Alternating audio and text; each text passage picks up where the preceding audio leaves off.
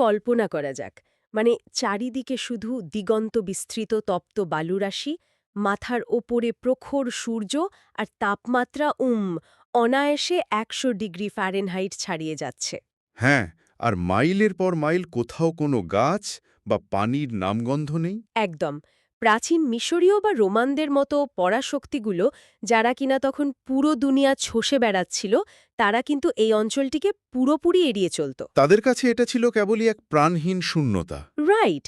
অথচ ইতিহাসের সবচেয়ে বড় প্যারাডক্স বা প্রহেলিকাটি হল, মানে ঠিক এই রুক্ষ আর উপেক্ষিত মরুভূমির বুক থেকেই হঠাৎ করে এমন এক অভাবনীয় শক্তির জন্ম হল, যা মাত্র কয়েক দশকের মধ্যে স্পেন থেকে শুরু করে ভারত পর্যন্ত পুরো পৃথিবীর মানচিত্র চিরতরে বদলে দিল। অবিশ্বাস্য একটা ব্যাপার, তাই না? ঠিক তাই।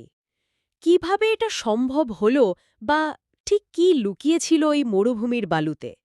আজকের এই গভীর আলোচনায় আমাদের মূল লক্ষ্য হল ডক্টর মোহাম্মদ ইব্রাহিম আশ-শারিকির ঐতিহাসিক গবেষণার উপর ভিত্তি করে ইসলাম পূর্ব আরবের সেই চরম ভৌগোলিক অবস্থা থেকে শুরু করে একটি বিশাল বিশ্ব সাম্রাজ্য হিসেবে ইসলামের উত্থানের অবিশ্বাস্য মেকানিজম বা ভেতরের প্রক্রিয়াটি বিশ্লেষণ করা। ঠিক আছে, চলুন বিষয়টি একটু খুলে দেখা যাক। তো ইতিহাসকে যদি আমরা কেবল কিছু বিচ্ছিন্ন রাজাবাদশার গল্প বা যুদ্ধের সালতামামি হিসেবে দেখি, তাহলে আরবের এই উত্থানকে নিছক জাদু মনে হতে পারে। তা তো বটে। কিন্তু ইতিহাস মূলত কার্যকারণ বা কজেলিটির ওপর দাঁড়িয়ে থাকে। প্রতিটি বড় ঐতিহাসিক পরিবর্তনই তার পারিপার্শ্বিক ভূগোল এবং সেই ভূগোলের ভেতর দিয়ে গড়ে ওঠা মানুষের মনস্তত্ত্বের সরাসরি ফলাফল। আচ্ছা। আমরা যদি আরবের সেই চরম বৈরী পরিবেশের দিকে তাকাই, তবে বুঝতে পারব যে ওই পরিবেশই মূলত তাদের পরবর্তীকালের বিশ্বজয়ের একটি ইনকিউবেটর হিসেবে কাজ করেছিল। এই ইনকিউবেটর ধারণাটা বেশ কৌতূহল উদ্দীপক, কারণ মানচিত্র ঘাটলে দেখা যায় আরব উপদ্বীপের বিস্তার ছিল প্রায় ২০ লক্ষ বর্গ কিলোমিটারের বিশাল এক এলাকা। বিশাল একটা জায়গা। হ্যাঁ, আর সবচেয়ে বড় কথা, এটি এশিয়া, আফ্রিকা ও ইউরোপ এই ৩ মহাদেশের ঠিক মিলনস্থলে অবস্থিত। ঠিক। ভূরাজনৈতিক দিক থেকে এর চেয়ে প্রাইম রিয়েল এস্টেট আর কি হতে পারে? এত গুরুত্বপূর্ণ একটি সংযোগস্থল হওয়ার পরও তৎকালীন রোমান বা পার্শিকরা কেন এই জায়গাটা দখল করে নিল না? মানে তাদের কি সৈন্য বা সম্পদের অভাব ছিল? সম্পদের অভাব ছিল না। অভাব ছিল ওই নির্দিষ্ট পরিবেশে টিকে থাকার লজিস্টিক সক্ষমতার। একটা বিষয়ে চিন্তা করা দরকার, রোমানদের সামরিক কৌশল দাঁড়িয়েছিল ভারী বর্ম, সুশৃঙ্খল পদাতিক বাহিনী এবং নিরবচ্ছিন্ন সাপ্লাই চেন। রাইট, নিরবচ্ছিন্ন সাপ্লাই চেনের উপর। কিন্তু আরবের এই বালুর সাগরে তাদের সেই ভারী বর্ম অচল হয়ে যেত। মাইলের পর মাইল কোনো পানির উৎস নেই। বৃষ্টিপাত এতটাই দুর্লভ যে সবুজের কোনো অস্তিত্ব নেই। বাপরে! এমন পরিবেশে বিশাল সৈন্যবাহিনী নিয়ে প্রবেশ করা মানেই হল তৃষ্ণায় ধুকে ধুকে আত্মাহুতি দেওয়া। এই প্রকৃতি আসলে বহিরাগতদের কাছে একটি দুর্ভেদ্য প্রাচীর তৈরি করেছিল। ব্যাপারটা অনেকটা পৃথিবীর বুকে মঙ্গল গ্রহ বা অ্যান্টার্কটিকার মতো চরমা ভাবাপন্ন পরিবেশে টিকে থাকার চেষ্টার মতো মনে হচ্ছে। দারুণ একটা উপমা। মানে এ ধরনের পরিবেশে তো মানুষ আসলে স্বাভাবিকভাবে বসবাস করে না, প্রকৃতির সাথে প্রতিনিয়ত যুদ্ধ করে শুধু টিকে থাকে, তাই না? একদম নিখুঁত একটি পর্যবেক্ষণ। আর ঠিক এই টিকে থাকা লড়াইটাই জন্ম দিয়েছিল যাযাবর বা বেদুইন জীবনের। আচ্ছা। তাদের পক্ষে কোনো নির্দিষ্ট জায়গায় স্থায়ীভাবে জনপদ বা নগর গড়ে তোলা সম্ভব ছিল না। গ্রীষ্মের প্রখর মাসগুলোতে যখন সূর্য আক্ষরিক অর্থে আগুন ঝরাত, তখন তারা কোনো মরুদ্যান বা কূপের কাছাকাছি তাঁবু গাড়ত। এই সময় সামান্য উটের দুধ, খেজুর আর নামমাত্র পানি দিয়ে দিনের পর দিন পার করতে হতো। এরপর যখন শরৎকাল আসত, তখন তারা বৃষ্টির আশায় দক্ষিণাঞ্চলে বা ইয়েমেনের দিকে যাত্রা করত। মানে পানির খোঁজেই মূলত এই ঘোরাঘুরি। ঠিক তাই। পশুদের জন্য সামান্য তৃণভূমি মিললে সেখানে কিছুদিন কাটত, আবার বসন্তের শুরুতে শুষ্ক মৌসুম শুরু হলে তারা পুরনো মরুদ্যানের দিকে ফিরে আসত। এক অন্তহীন চক্র। হ্যাঁ, এই যে বছরের পর বছর প্রজন্মের প্রজন্ম ধরে বেঁচে থাকার এক অন্তহীন এবং নিষ্ঠুর চক্র, এটি তাদের শারীরিকভাবে যেমন কষ্টসহিষ্ণু করেছিল, মানসিকভাবেও ঠিক ততটাই ইস্পাতকঠিন করে তুলেছিল।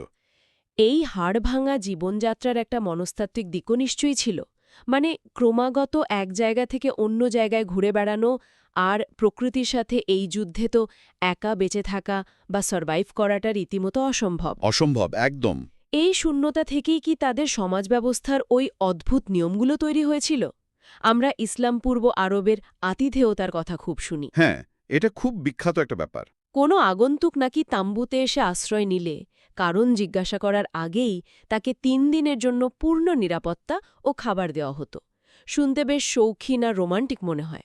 এখানে সবচেয়ে চমকপ্রদ বিষয়টা হলো আধুনিক চোখে এটিকে যতটা শৌখিন বা নিশ্ছক নৈতিক গুণ মনে হোক না কেন, মরুভূমির বাস্তবতায় আতিথেয়তা ছিল পারস্পরিক বেঁচে থাকার এক অলিখিত চুক্তি। আচ্ছা, অলিখিত চুক্তি। ধরুন, বিস্তীর্ণ মরুভূমিতে একজন মানুষ পথ হারিয়েছেন, তার কাছে পানি নেই, খাবার নেই। সেই অবস্থায় যদি কেউ তাকে ফিরিয়ে দেয়, তার মানে হলো তাকে নিশ্চিত মৃত্যুর দিকে ঠেলে দেওয়া। ও, বুঝতে পেরেছি। আজ যে আশ্রয় দিচ্ছে, কাল সে নিজেই মরুভূমিতে পথ হারাতে পারে। তাই একে অপরের সহযোগিতা ছাড়া সমাজ টিকিয়ে রাখার আর কোনো উপায়ই ছিল না। একা চড়ার চিন্তা করাটাও সেখানে সামাজিকভাবে ভীষণ নিন্দনীয় এবং আত্মঘাতী ছিল। তার মানে আতিথেয়তা কোনো বিলাসিতা ছিল না। এটি ছিল মূলত মরুভূমির ক্রুয়েল রিয়ালিটির একটি ইন্স্যুরেন্স পলিসি।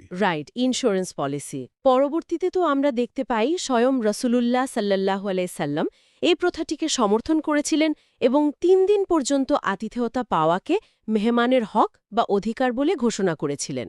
একদম। এই গোত্রভিত্তিক সমাজ তো তাহলে বেশ সংঘবদ্ধ ছিল। পরিবারগুলো মিলে তৈরি হতো কাবিলা, আর কয়েকটি কাবিলা মিলে গোত্র। হ্যাঁ, আর গোত্রের নেতা বা শায়েখের প্রতি সবার আনুগত্য ছিল প্রশ্নহীন। কিন্তু এখানেই আমার একটা খটকা লাগছে। সমাজ যদি এতই পরস্পর নির্ভরশীল হয়, তবে সামান্য চারণভূমি বা পশুপালের দখল নিয়ে কেন সেখানে বছরের পর বছর ধরে রক্তক্ষয়ী যুদ্ধ চলত? কারণ মরুভূমিতে সম্পদ অত্যন্ত সীমিত, বলতে গেলে শূন্যের কোঠায়। এটি ছিল একটি জিরো সাম গেম। আচ্ছা। একটি মরুদ্যানের পানি বা একটি তৃণভূমির ঘাস হয়তো একটি গোত্রের জন্যই পর্যাপ্ত। সেখানে অন্য গোত্র ভাগ বসানো মানে হল নিজের গোত্রের মানুষ ও গবাদি পশুকে অনাহারে মারা। তার মানে ব্যাপারটা আক্ষরিক অর্থেই জীবন মরণের ছিল। ঠিক। তাই নিজের গোত্রের অস্তিত্ব টিকিয়ে রাখতে তারা যে কোনো যুদ্ধে জড়াতে দ্বিধা করত না। গোত্রের একজন সদস্য আক্রান্ত হওয়া মানে পুরো গোত্রের ওপর আক্রমণ। সাংঘাতিক ব্যাপার। এই শর্তহীন আনুগত্য ছাড়া ওই পরিবেশে টিকে থাকা যেত না। আর এই কারণেই এক গোত্রের সাথে অন্য গোত্রের দ্বন্দ্ব প্রজন্মের পর প্রজন্ম ধরে চলত, যাকে তারা বলতো আইয়ামুল আরব বা আরবদের যুদ্ধের দিনগুলো। এই জায়গাটাতেই আমার সবচেয়ে বড় কৌতূহল। যে সমাজ সারাদিন পানির খোঁজে বা চারণভূমির দখলে যুদ্ধবিগ্রহ নিয়ে এত ব্যস্ত, যাদের টিকে থাকার লড়াইটা এত কঠিন, তাদের কি আদৌ কোনো শিল্প, সাহিত্য বা সংস্কৃতির চর্চা করার মতো সময় বা মানসিক অবস্থা ছিল? খুব স্বাভাবিক একটা প্রশ্ন। মানে আমরা তো দেখি প্রাচীন গ্রিস বা মিশরে বিশাল ভাস্কর্য বা পিরামিড তৈরি হয়েছে, কারণ সেখানে সম্পদের প্রাচুর্য ছিল। তাদের তো সেটা ছিল না। এটা খুব ইন্টারেস্টিং যে মরুভূমির বালুতে গ্রিস বা মিশরের মতো বিশাল ভাস্কর্য গড়া সম্ভব ছিল না ঠিকই, কিন্তু তারা শিল্পের এক সম্পূর্ণ ভিন্ন জগৎ তৈরি করেছিল। তাই নাকি? হ্যাঁ, তাদের শিল্পকলার মাধ্যম পাথর বা রংতুলি ছিল না। তাদের ক্যানভাস ছিল খোদ আরবি ভাষা। বাহ! ভাষার নম্রতা, বিস্তৃত শব্দভাণ্ডার আর বাক্য গঠনের কাঠামো এতটাই উন্নত ছিল যে তা সহজেই ছন্দবদ্ধ হয়ে কবিতায় রূপ নিত। গোত্রের গৌরব, বীরত্বগাথা, হারানো প্রেম বা যুদ্ধের স্মৃতি নিয়ে রচিত মহাকাব্যগুলোই ছিল তাদের শ্রেষ্ঠ শিল্পকর্ম। আচ্ছা। সমাজের কবিরা নেতার মতোই সর্বোচ্চ সম্মান পেতেন, কারণ কবি ছিলেন গোত্রের মুখপাত্র এবং তাদের ইতিহাসের সংরক্ষক। এখান থেকেই বিষয়টা আসলে দারুণ কৌতূহলোদ্দীপক হয়ে ওঠে। ৫ম শতাব্দী নাগাদ তাদের ভাষার একটি লিখিত রূপ থাকলেও লেখার প্রতি তাদের আগ্রহ নাকি শূন্যের কাছাকাছি ছিল।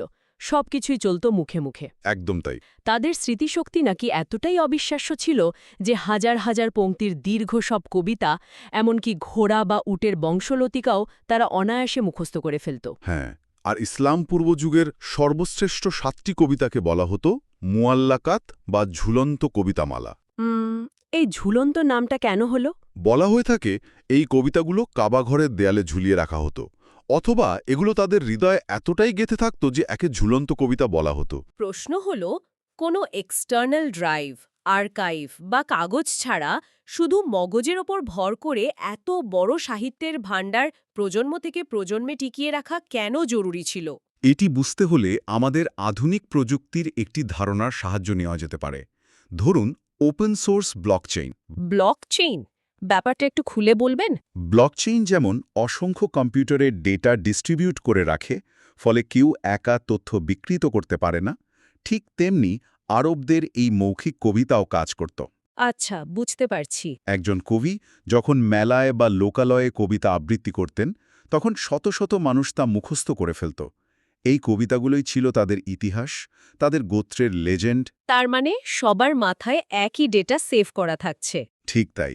যেহেতু এটি অসংখ্য মানুষের মস্তিষ্কে সংরক্ষিত থাকত, তাই চাইলেই কেউ নিজেদের গোত্রের ইতিহাস বা বংশলতিকা জালিয়াতি করতে পারত না। তাদের মস্তিষ্কই ছিল তাদের কালচারাল ডেটাবেস। ওয়াও! কবিতা হিসাবে ইতিহাস সংরক্ষণের এই ব্লকচেন মেকানিজমটা আসলেই অভাবনীয়। আমরা যদি একে বৃহত্তর প্রেক্ষাপটের সাথে যুক্ত করি, তাহলে দেখতে পাবো যে এই তীক্ষ্ণ স্মৃতিশক্তি কেবল সাহিত্য চর্চার মধ্যেই সীমাবদ্ধ থাকেনি। হুম। পরবর্তীতে ইসলাম যখন আত্মপ্রকাশ করল, তখন পবিত্র কোরআনের বাণীগুলোকে সম্পূর্ণ অবিকৃতভাবে সংরক্ষণের ক্ষেত্রে এই অসাধারণ স্মৃতিশক্তি সবচেয়ে বড় হাতিয়ার হিসেবে কাজ করেছিল। তাই তো। শতাব্দীর পর শতাব্দী ধরে যে মস্তিষ্কগুলোকে তারা মেমোরি ব্যাংক হিসেবে ব্যবহার করে আসছিল, সেটাই তখন একটি বিশ্বজনীন ধর্মগ্রন্থকে সংরক্ষণের সবচেয়ে নিরাপদ আশ্রয়ে পরিণত হয়েছিল। এই সংযোগটা সত্যিই চমৎকার। তবে চলুন একটু বাইরের দুনিয়াটায় চোখ বুলাই। আরবরা যখন মরুভূমির ভেতরে নিজেদের মধ্যে কবিতা, গোত্রীয় আনুগত্য আর পানির লড়াই নিয়ে ব্যস্ত, তখন কিন্তু তাদের সীমানার বাইরে পৃথিবী থেমেছিল না। হ্যাঁ, সেটা ঠিক। সাসানীয় সাম্রাজ্য, এদের মধ্যে রীতিমতো শতবর্ষব্যাপী বিশ্বযুদ্ধ চলছিল।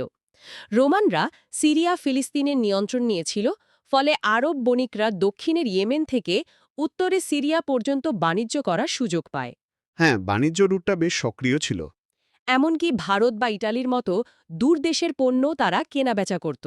মানে তারা তো বিশ্ব রাজনীতি থেকে একদমই বিচ্ছিন্ন ছিল না। একেবারেই না। আরবরা বিশ্ব রাজনীতি এবং বাণিজ্যের স্নায়ুকেন্দ্র সম্পর্কে বেশ সচেতন ছিল। আচ্ছা। রোমান এবং পারসিক এই দুই পরাশক্তি সরাসরি আরবের গহীন মরুভূমিতে ঢুকতে সাহস না পেলেও তারা সবসময় আরব উপদ্বীপের উত্তর সীমানায় আধিপত্য বিস্তারের চেষ্টা করত। কৌশলগত সুবিধা পাওয়ার জন্য তারা প্রক্সি ওয়ার বা ছায়াযুদ্ধের পথ বেছে নেয়। প্রক্সি ওয়ার কাদের মাধ্যমে? তারা ঘসানিদ এবং লাখমিদ নামের দুটি আরব গোত্রজোটকে নিজেদের সহযোগী শক্তি বা বাফার স্টেট হিসাবে ব্যবহার করত।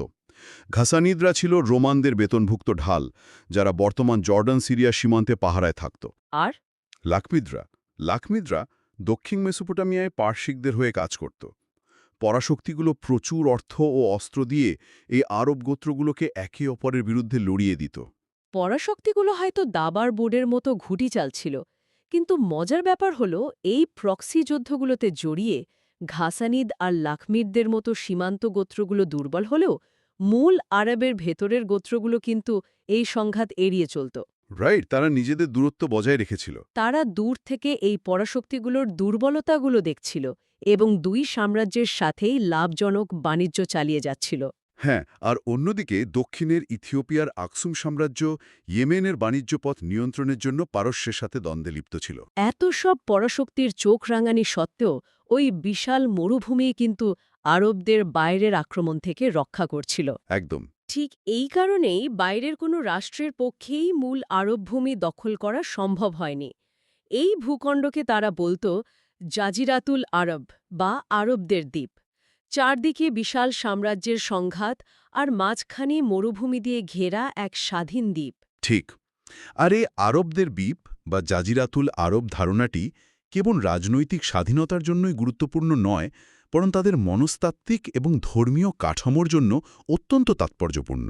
কিভাবে? এই বিচ্ছিন্ন ভূখণ্ডেই দীর্ঘকাল ধরে এক অদ্ভুত মিশ্র ধর্মীয় বিশ্বাস টিকেছিল।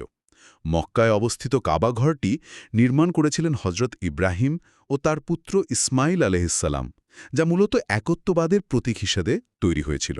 রাইট। কিন্তু কালের বিবর্তনে ইসমাইল আলাহিসাল্লামের বংশধরদের মধ্যে সেই মূল শিক্ষাটি বিকৃত হতে শুরু করে এবং সেখানে মূর্তি পূজার প্রচলন ঘটে।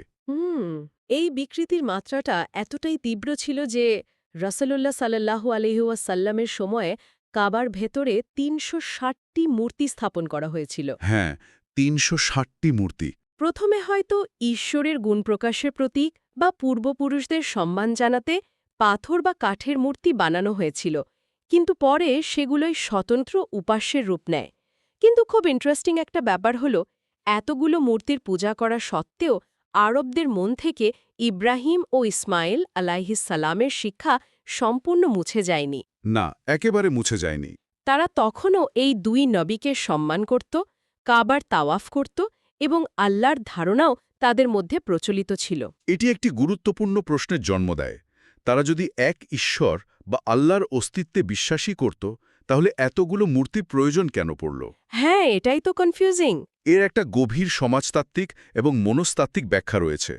যেহেতু আরব সমাজ অসংখ্য স্বাধীন গোত্রে বিভক্ত ছিল, তাই প্রতিটি গোত্রের নিজস্ব আত্মপরিচয় প্রমাণের জন্য আলাদা দেবতার প্রয়োজন ছিল। ও আচ্ছা, পলিটিক্যাল আইডেন্টিটি। রাইট। তারা বিশ্বাস করত আল্লাহ হলেন সর্বোচ্চ স্রষ্টা, কিন্তু তিনি সাধারণ মানুষের নাগালের বাইরে। তাই এই মূর্তিগুলো হলো অন্য উপাস্য বা মাধ্যম, যারা তাদেরকে আল্লাহর নৈকট্য লাভে সাহায্য করবে। মানে মধ্যস্থতাকারী হিসেবে কাজ করত। ঠিক তাই। রাজনৈতিক বিভাজনের মতোই তাদের আধ্যাত্মিক জগতও ছিল বিভক্ত। এর পাশাপাশি আরব উপদ্বীপে ইহুদি ও খ্রিস্টান সম্প্রদায়েরও বসবাস ছিল, কিন্তু মূর্তি পূজকদের বিশাল প্রভাবের কারণে তারা নিজেদের গণ্ডিতেই সীমাবদ্ধ ছিল। তার মানে তৎকালীন আরব সমাজটা ছিল একটি পুরোপুরি ফ্র্যাগমেন্টেড বা খণ্ডিত সমাজ। একদিকে সম্পদের জন্য গোত্রীয় দ্বন্দ্বে তারা বিভক্ত, অন্যদিকে ধর্মীয় দিক থেকেও ৩৬০টি মূর্তির অনুসারী হিসেবে বিভক্ত। হ্যাঁ, চারদিকে শুধু বিভাজন। এই বহুধা বিভক্ত যুদ্ধবাজ সমাজকে ঐক্যবদ্ধ করতে হলে এমন এক শক্তির প্রয়োজন ছিল যা তাদের একেবারে মূলে গিয়ে আঘাত করবে। আর ঠিক ৭ম শতাব্দীর শুরুতে এই জাজিরাতুল আরবেই সেই মহাজাগরণের সূচনা হয়। ইসলামের আত্মপ্রকাশ ঘটে। যুগান্তকারী এক মুহূর্ত। ইসলাম এসে কেবল পুরনো পৌত্তলিকতা বা মূর্তিপূজার বিনাশ সাধন করেনি, বরং গোত্রভিত্তিক সমাজের অহংকারের মূলে সবচেয়ে বড় কুঠারাঘাতটি করেছিল। একদম। ইসলামের সবচেয়ে বৈপ্লবিক দিকটি কেবল ধর্মতাত্ত্বিক ছিল না, এটি ছিল গভীর মাত্রায় সমাজতাত্ত্বিক। ইসলাম আরবদেরকে স্বগোত্রপ্রীতি ও আঞ্চলিকতাবাদের সংকীর্ণতা থেকে মুক্ত করেছিল। আচ্ছা, যেখানে আগে গোত্রের বাইরে কারো কোনো অস্তিত্ব বা আইনি অধিকার ছিল না, সেখানে ইসলাম এমন এক নতুন ব্যবস্থার প্রবর্তন করে যার ভিত্তি রক্ত বা বংশ নয়, বরং আদর্শ। হ্যাঁ, এ তো পুরোপুরি প্যারাডাইম শিফট। রাসূলুল্লাহ সাল্লাল্লাহু আলাইহি ওয়াসাল্লামের সেই ঐতিহাসিক ঘোষণাটি এর সবচেয়ে বড় প্রমাণ। অনারবের ওপর আরবের এবং কৃষ্ণবর্ণের ওপর শ্বেতবর্ণের কোনো মর্যাদা নেই। তাকুয়াই মর্যাদার একমাত্র মাপকাঠি। অসাধারণ। এই একটি ঘোষণাই যুগ যুগ ধরে চলে আসা আরবদের কৌলিন্য প্রথা আর বৈষম্যের ভিত চূর্ণ বিচ্ছিন্ন করে দিয়েছিল। তাহলে এই সব কিছুর অর্থ কি দাঁড়াচ্ছে? এর অর্থ হল ইসলাম কেবল কিছু আধ্যাত্মিক আচারের মধ্যে সীমাবদ্ধ ছিল না, এটি ছিল একটি সুসংহত আইনি, সামাজিক এবং রাজনৈতিক কাঠামো। একদম ঠিক বলেছেন। বিভক্ত গোত্রগুলো যখন এক ঈশ্বরের অধীনে, এক আইনের অধীনে এবং এক ভ্রাতৃত্বের ছায়াতলে ঐক্যবদ্ধ হল, তখন তাদের সেই মরুভূমিতে টিকে থাকার হাড় ভাঙা লড়াকু মানসিকতা একটি বৃহত্তর লক্ষ্যের দিকে ধাবিত হল। হ্যাঁ। আর এই নতুন কাঠামোর ওপর ভর করেই শুরু হল ইসলামের প্রসারের সেই অবিশ্বাস্য ৪ ধাপের যাত্রা। হ্যাঁ, এবং এই বিস্তারের মেকানিজমটা খুবই যৌক্তিক। এতকাল যে এনার্জি বা শক্তি তারা নিজেদের মধ্যে রক্তক্ষয়ী যুদ্ধে ক্ষয় করত, সেই একই এনার্জি এখন একটি সুশৃঙ্খল রাষ্ট্র ব্যবস্থার পাহারায় নিয়োজিত হল। মানে শক্তির সঠিক ব্যবহার শুরু হল। ঠিক। প্রথম ধাপে রাসূলের সাল্লাল্লাহু আলাইহি ওয়াসাল্লাম যুগে মদিনায় প্রথম ইসলামী রাষ্ট্র গঠিত হয়, যা ছিল একটি শক্ত ভিত্তি। দ্বিতীয় ধাপে খুলাফায়ে রাশেদা আমলে এই মিশন আরবের বাইরে ছড়িয়ে পড়ে। ওই যে রোমান আর পার্সিকদের এলাকায়। হ্যাঁ, সেই যে রোমান এবং পার্শ্বিক সাম্রাজ্য শতবর্ষ ধরে যুদ্ধ করে ভেতর থেকে ক্লান্ত আর দুর্বল হয়ে পড়েছিল, ঐক্যবদ্ধ আরবের গতিশীল অশ্বারোহী বাহিনীর সামনে তারা টিকতেই পারল না। ইরাক, শাম, ইরান এবং মিশর বিজিত হল। এরপর তো এই সম্প্রসারণের গতি যেন তুষার ঝড়ের মতো আছড়ে পড়ল। তৃতীয় ধাপে উমাইয়াদের শাসনামলে দামেশকে কেন্দ্র করে এই সাম্রাজ্যের বিস্তার ঘটল অবিশ্বাস্য দ্রুতগতিতে। মানে কল্পনারও বাইরে দ্রুতগতিতে। রাইট। পূর্বে চীনের সীমান্ত থেকে শুরু করে পশ্চিমে আটলান্টিক সাগর পর্যন্ত, অর্থাৎ স্পেনের আন্দালুস থেকে শুরু করে ভারতবর্ষ পর্যন্ত এই বিশাল ভূখণ্ড ইসলামী সাম্রাজ্যের অধীনে চলে আসে। কি বিশাল সাম্রাজ্য! আর চতুর্থ ধাপে আসে আব্বাসীয় সাম্রাজ্য, যা ইতিহাসের অন্যতম দীর্ঘস্থায়ী এবং সমৃদ্ধ একটি শাসনকাল। প্রায় ৫২৫ বছর স্থায়ী এই সাম্রাজ্য কেবল সামরিক বা রাজনৈতিক শক্তিতেই আটকে থাকেনি। তারা বাগদাদকে কেন্দ্র করে বৈজ্ঞানিক, দার্শনিক ও সাংস্কৃতিক সমৃদ্ধির এক সুউচ্চ শিখরে পৌঁছেছিল। রাইট! পরবর্তীতে ক্রুসেডের আক্রমণ এবং মঙ্গলদের মতো ভয়াবহ ধ্বংসযজ্ঞের মুখেও এই সভ্যতা নিজেদের অস্তিত্ব টিকিয়ে রাখতে সক্ষম হয়েছিল। ইতিহাস পাঠের আসল সৌন্দর্যই হল এই বিবর্ধনটা বুঝতে পারা। একটি বিচ্ছিন্ন যাযাবর জাতি, যাদের বেঁচে থাকাটাই ছিল প্রতিদিনের এক নতুন সংগ্রাম, তারা কেবল দখলদার হিসেবে বিভিন্ন দেশে প্রবেশ করেনি। তা তো বটে। ইউরোপ যখন মধ্যযুগের অন্ধকারে নিমজ্জিত, তখন এই সভ্যতা চিকিৎসাবিজ্ঞান, জ্যোতির্বিদ্যা, বীজগণিত এবং দর্শনের আলো ছড়িয়েছে। তাদের ভৌগোলিক পরিবেশ তাদের সহনশীল ও লড়াকু করেছিল। তাদের তীক্ষ্ণ স্মৃতিশক্তি তাদের ভাষাগত উৎকর্ষ ও ইতিহাসকে ধরে রেখেছিল। আর ইসলাম তাদের সেই বিশৃঙ্খল ও খণ্ডিত শক্তিকে একটি সুশৃঙ্খল জ্ঞানভিত্তিক এবং ন্যায়পরায়ণ বিশ্বব্যবস্থায় রূপান্তরিত করেছিল। একদম নিখুঁত সারমর্ম। কি দারুণ এবং রোমাঞ্চকর একটি ঐতিহাসিক জার্নি। আমরা একদম আলোচনার শেষ পর্যায়ে চলে এসেছি। এতক্ষণ আমরা দেখলাম কিভাবে শতাব্দীর পর শতাব্দী ধরে পরাশক্তিগুলোর কাছে উপেক্ষিত থাকা এক রুক্ষ মরুভূমির যাযাবর জাতি বিশ্বমঞ্চের মূল চালিকা শক্তিতে পরিণত হল। হ্যাঁ, এক অবিশ্বাস্য উত্তরণ। ভৌগোলিক বিচ্ছিন্নতা তাদেরকে বাইরের আক্রমণ থেকে রক্ষা করে এক বিশাল ইনকিউবেটর তৈরি করেছিল। তাদের তীব্র স্মৃতিশক্তি তাদের সংস্কৃতিকে বাঁচিয়ে রেখেছিল। আর পরবর্তীতে ইসলামের সাম্য ও ঐক্যের মন্ত্র তাদের শতধা বিভক্ত সমাজকে এক মহাশক্তিতে পরিণত করেছিল। একদম ঠিক। ইতিহাস এবং সমাজবিজ্ঞানের গভীরে ডুব দিতে ভালোবাসেন এমন শ্রোতাদের জন্য এই আলোচনা প্রমাণ করে যে ইতিহাস আসলে হঠাৎ ঘটে যাওয়া কোনো জাদুর গল্প নয়। এটি চরম প্রতিকূলতা থেকে ঘুরে দাঁড়ানোর, নিজেদের পরিবর্তন করার এবং বৃহত্তর লক্ষ্যের দিকে ঐক্যবদ্ধ হওয়ার এক নিখুঁত ব্লুপ্রিন্ট। রাইট। তবে বিদায় নেওয়ার আগে একটি বিষয় নিয়ে একটু ভাবার অবকাশ তৈরি করা যেতে পারে। আমরা আজ জানলাম যে ইসলাম পূর্ব আরবের মানুষদের লেখার সুযোগ ও অভ্যাস না থাকায় তাদের মস্তিষ্ক বা স্মৃতিশক্তি ছিল অবিশ্বাস্য রকমের প্রখর। হ্যাঁ, ওই যে ব্লকচেন কনসেপ্টের কথা বললাম। ঠিক। তারা হাজার হাজার লাইনের মহাকাব্য অনায়াসে মস্তিষ্কে ধারণ করত, আর এভাবেই তাদের নিজস্ব সংস্কৃতি টিকেছিল তাদের অন্তরে। কিন্তু আজকের এই আধুনিক যুগে আমাদের অবস্থাটা একবার ভাবুন। আমরা তো গ্যাজেট নির্ভর হয়ে পড়েছি। একদম। আমাদের হাতে সর্বাধুনিক স্মার্টফোন, আমাদের যাবতীয় তথ্য, স্মৃতি, কন্ট্যাক্ট নম্বর বা ক্যালকুলেশন সবকিছুই আমরা ক্লাউড স্টোরেজে বা এক্সটার্নাল মেমোরিতে সেভ করে রাখি। যন্ত্রের উপর এই অপরিসীম নির্ভরতার ফলে আমরা কি ধীরে ধীরে আমাদের নিজস্ব মস্তিষ্কের সেই বিস্ময়কর ধারণ ক্ষমতা হারিয়ে ফেলছি? খুব প্রাসঙ্গিক একটা ভাবনা। আমাদের নিজস্ব সংস্কৃতি এবং ইতিহাসকে মস্তিষ্কে ও অন্তরে ধারণ করার সেই প্রাচীন শক্তি কি আমরা আধুনিকতার গ্যাজেটে সমর্পণ করে বসে আছি? আমাদের সবারই হয়তো এই বিষয়টা নিয়ে গভীরভাবে ভাবার অবকাশ রয়েছে। আজ এ পর্যন্তই। নতুন কোনো বিষয় নিয়ে আবারও এমন চমৎকার কোনো আলোচনায় ফেরা হবে।